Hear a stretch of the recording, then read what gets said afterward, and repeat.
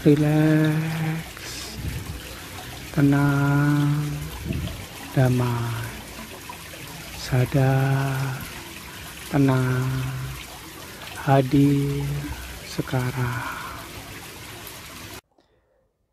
Halo Sobat RTD, salam rileks, tenang, damai. Rahayu Sagung Dumadi. Saya berdoa dan ayo kita sama-sama berdoa supaya diri kita, sekitar kita bisa lebih mudah untuk berada pada kesadaran jiwa tenang. Bisa selalu masuk pada kesadaran jiwa tenang setiap saat, setiap waktu. Sehingga kalau bisa tenang, damai akan hadir. Dan akhirnya damai itu bisa tersebar ke sekeliling kita. Energinya bahkan bisa menyebar ke seluruh alam semesta. Oke, Sobat RTD, saya yakin kabar Sobat RTD baik-baik saja di sana kan? Saya yakin itu. Dan saya yakin Sobat RTD juga bisa selalu bertambah tenang setiap saat. Kali ini saya ingin sharing mengenai kurban. Kebetulan hari ini adalah Hari Raya Kurban. Dan selamat berkurban buat sobat-sobat RTD yang merayakan. Dan selamat juga bagi yang bisa ikut berkurban. Mengorbankan kambing atau sapi. Dan selamat juga buat sobat-sobat RTD yang ikut berkorban perasaan, berkorban hati, dan juga berkorban pikiran. Ada juga loh Sobat RTD yang berkorban, ikut menyumbangkan tenaganya dalam prosesi itu. Oke, menurut saya, korban yang kita lakukan sekarang, ini menurut saya pribadi ya, sudut pandang saya pribadi adalah, korban itu adalah yang kita lakukan sekarang, memotong hewan kurban, memotong hewan yang nantinya dagingnya akan diberikan kepada orang-orang yang layak menerima. Merupakan sebuah ibadah sosial yang membuat kita ikut berderma, ikut membagikan daging yang bagi beberapa orang, bagi beberapa kelompok, sulit dinikmati di hari-hari yang biasa. Itu dampaknya secara sosial. Jadi ada keadilan sosial bagi seluruh rakyat Indonesia. Ada keadilan di hari itu atau beberapa hari setelahnya, banyak orang yang bisa menikmati daging. Tapi bagaimana dengan zona spiritualnya? Bagaimana menurut sudut pandang spiritual? Apa sih sebetulnya yang dikorbankan? Menurut saya pribadi, ini menurut saya, menurut sudut pandang dari keilmuan yang saya pelajari, berkorban sebenarnya adalah mengorbankan kepala. Ya kan kepalanya dipotong. Dan juga dari sejarahnya, kepala juga yang akan dipotong. Kemudian tergantikan dengan hewan. Kenapa kepala yang dipotong? Ya biar bisa mati.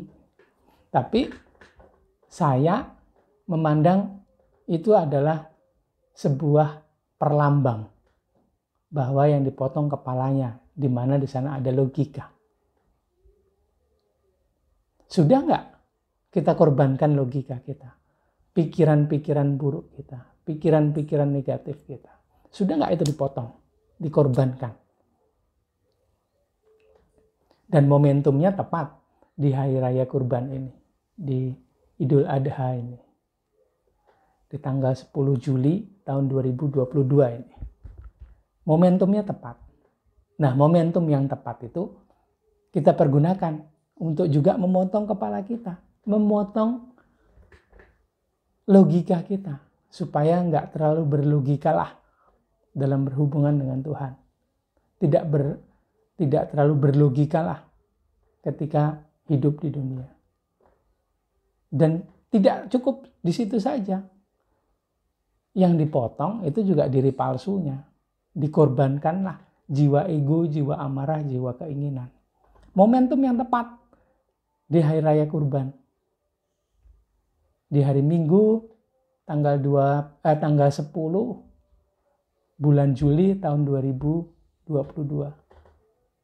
Momentum yang tepat yang kita harapkan juga menular ke hari-hari yang lainnya. Supaya di hari-hari yang lainnya juga ikut mengorbankan logika serta diri palsunya. Bagaimana caranya supaya bisa berkorban pikiran serta diri palsu? Ya kembali lagi, jangan lupa. Please, perbanyak relaksasi energi sehingga bisa masuk pada kesadaran jiwa tenang. Sehingga pada kesadaran jiwa tenang, kita lebih bisa mengamati pikiran serta perasaan. Sehingga bisa sadar, tahu bahwa ada pikiran yang tidak tepat. Ada perasaan yang tidak seharusnya diikuti. Ada ego, ada amarah, ada keinginan yang seharusnya bisa diatur dengan baik. Dikorbankan itu maknanya juga bukan dihilangkan karena tidak mungkin. Dalam kondisi tenang, dalam kesadaran jiwa tenang, dalam kondisi kontemplatif yang seharusnya bisa terjadi setiap saat, itu tidak ada yang dibuang. Yang ada adalah diatur. Karena hal-hal tersebut merupakan sebuah keniscayaan diri kita. Adalah sebuah kutub dari dualitas yang terjadi manakala kita hidup. Adanya pikiran, adanya diri palsu. Ada kutub positif, ada kutub negatif. Kita berdiri di tengah-tengahnya dalam kondisi kesadaran jiwa tenang. Sehingga bisa mengatur. Apakah yang negatif itu bisa dipakai? Bisa. Bayangkan kalau kita tidak punya amarah. Pasti lemas sekali setiap hari. Setiap pagi yang kita pergunakan sebetulnya amarah. Yang bila diatur dengan tepat menjadi semangat. Kemudian ada keinginan. Yang kadang-kadang mendorong kita untuk melakukan sebuah hal. Itu juga harus diatur. Kalau kita bisa tenang, maka keinginan itu adalah sebuah sarana mencapai keberhasilan. Tapi bila tidak tenang, kitalah yang dikendalikan oleh keinginan itu. Kitalah yang menjadi budak dari keinginan. Begitu juga dengan ego. Ada egoisme di sana. Kalau nggak diatur dengan baik, ya kita dikendalikan. Tapi bila diatur, dia jadi sarana untuk mendapatkan sesuatu. Sarana untuk hidup di dunia. Kita yang mengatur, bukan dia yang mengatur ya. Kita yang mengatur. Ingat, kita bukanlah pikiran, bukanlah fisik ini. Kita adalah jiwa. Sadari itu.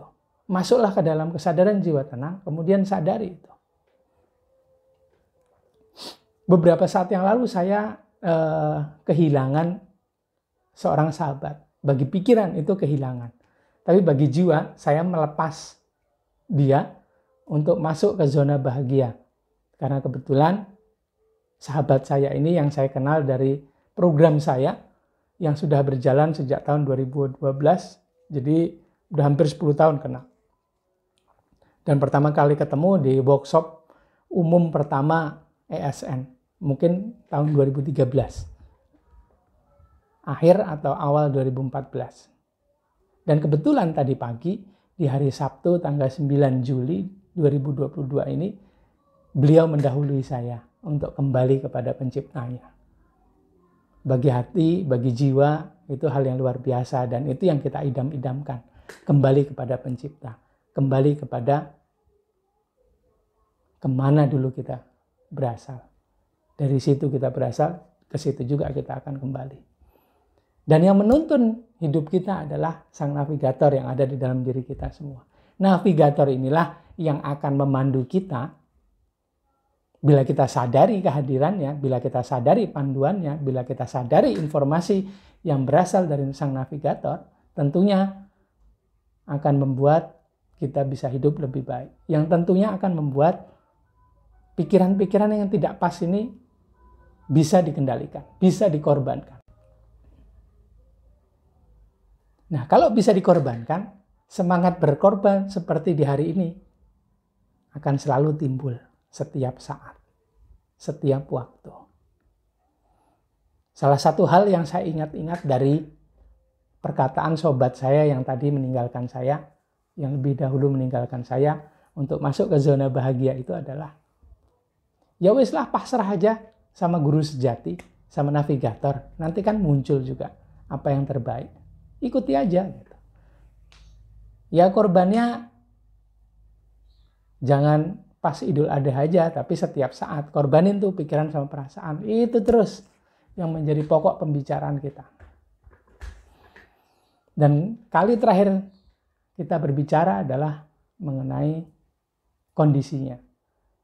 Yang mungkin saya tahu tapi tidak sadar bahwa beliau sedang mengalami masalah fisik. Yang bagi dia itu bukan masalah besar. Yang penting yang dijaga ketenangannya. Kenapa begitu? Karena jika dia tenang, dia yakinlah masalah fisik itu akan bisa teratasi. Dan jika tenang, pikiran serta perasaannya bisa diatur dengan baik, diarahkan. Tapi ya bagaimana lagi, namanya takdir sudah membawa dia, atau dalam bahasa yang lunak adalah Tuhan sudah memanggilnya untuk pulang. Betapa menyenangkan dan bahagianya dia. Saya yakin itu. Dan saya yakin begitu juga dengan kita semua. Bila Tuhan memanggil kita, maka kita akan kembali dengan senang sekali, dengan bahagia. Karena tugas-tugas sudah terselesaikan. Karena itulah, mari dari sekarang kita berusaha untuk menyelesaikan tugas dengan baik. Tugasnya mana? Ya, dengarkan apa kata navigator. Ikuti kata navigator. Ikuti panduan dari navigator. Berkorbanlah setiap hari. Apa yang dikorbankan? Pikiran, perasaan yang negatif. Korbankan. Tapi korbankan itu bukan dihilangkan. Ditaruh di tempat yang tepat. Karena sebenarnya semuanya itu muncul akibat ketidaktenangan kita. Dan yang negatif sebetulnya itu memberikan informasi kepada kita. Tapi bila kita tidak tenang, dia yang akan mengendalikan kita. Nah, Sobat RTD, hari ini Hari Raya Kurban, Sobat RTD kurban apa nih? Lagi saya tanyakan ya. Kurban perasaan kah? Kurban hati kah? Bagi yang bisa berkorban secara spiritual, 2 jempol atau 4 jempol kaki, keren banget. Dan bila bisa berkorban secara spiritual dan juga sosial, itu luar biasa sekali. Tapi ada juga loh yang tidak setuju dengan Hari Raya Kurban secara sosial tadi, mengorbankan binatang peliharaan. Karena kasihan binatang peliharaannya. Ya kebetulan saja mereka kaum pencinta binatang. Orang-orang yang tidak memakan atau mengkonsumsi binatang atau makhluk hidup. Hanya tumbuhan saja. Kenapa begitu? Secara spiritual juga memakan binatang itu berarti juga memasukkan unsur hewani ke dalam diri. Itu akan menyuburkan diri palsunya. Menyuburkan pikiran negatifnya. Oke lah, setiap orang saya yakin bebas berpendapat. Kalau menggunakan logika serta diri palsu, itu pasti sudah menjadi sebuah hantaman yang luar biasa yang akan kita perangi.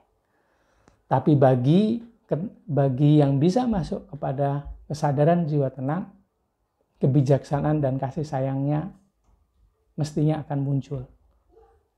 Dan dalam kondisi yang tenang, kebijaksanaan serta kasih sayang itu akan mewujud menjadi sebuah penerimaan bahwa setiap orang itu bebas berpendapat. Setiap orang itu boleh berpendapat. kita hargai keanekaragaman pendapat itu. Karena semuanya juga pasti datang dari Tuhan yang ada dalam dirinya. Sadar ataupun tidak, walaupun dia menggunakan diri palsunya, ya sudah ketakdirannya. Ya kita hargai semuanya, kita peluk semuanya. Bukan menjadikan sebuah masalah besar yang membuat kita harus berperang dan membuat ketenangan serta kedamaian menjadi hilang dari sekitar kita. Karena semuanya dalam kondisi tenang pastinya akan berjalan dengan harmonis. Asalkan tenang dulu. Asalkan bisa masuk pada kesadaran jiwa tenang. Asalkan rajin berkorban pikiran serta perasaan. Asalkan rajin mengorbankan pikiran negatifnya, perasaan negatifnya, diri palsunya. Taruh ke tempat yang tepat.